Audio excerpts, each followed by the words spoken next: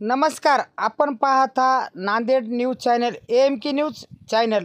श्री संत सेवालाल महाराज जयंतीनिमित्त मालेगाव रोड ते तरोडा नाका व छत्रपती चौक पावडेवाडी मंगल कार्यालय येथे मोठ्या संख्येत समाज बांधव जमून व विद्यार्थी मोठ्या संख्येत भव्य मिरवणूक काढण्यात आली। संत सेवालाल महाराज जयंतीनिमित्त भव्य शोभा यात्रा काढून जयंती साजरी करण्यात आली। AMK news Nanded. संत क्रांतिकारी संत सेवालाल महाराज यांच्या जयंतीचा कार्यक्रम जय भारत माता सेवा समितीच्या वतीनं साजरा करण्यात आला।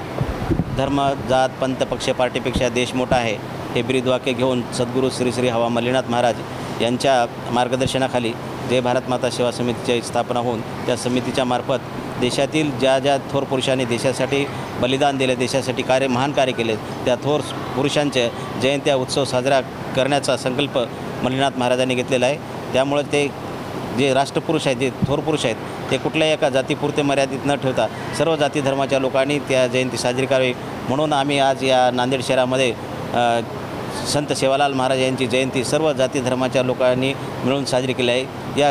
या कार्यक्रमाला सर्व जाती धर्मातले लोक उपस्थित होते। प्रामुख्याने सर्व पत्रकार बंधू, सर्व थरातील शिक्षक, माजी सैनिक, शेतकरी, कामगार, वकील, सर्व स्तरातील लोकांनी या कार्यक्रमाला उत्स्फूर्तपणे सकाळच्या रॅली काढून उत्स्फूर्त प्रतिसाद दिला। या जय भारत माता सेवा अकॅडमीचे विद्यार्थी, प्रशिक्षणार्थी, पोलीस भरतीचे त्यांनीसुद्धा या ठिकाणी चांगला प्रतिसाद देऊन कार्यक्रमाची यशस्वीता केली। आचार्य वर्ग यांनीसुद्धा चांगलं भोजन देऊन सर्वांचं मन तृप्त केलं। त्याचबरोबर सर्व पत्रकार बंधू, तुम्ही आमच्या या कार्यक्रमाला व्यापक प्रसिद्धी दिली। तशीच व्यापक प्रसिद्धी येणाऱ्या 19 फेब्रुवारीला छत्रपती शिवाजी महाराज यांची जयंतीचा कार्यक्रम भक्तिलांस नांदेड या ठिकाणी आहे।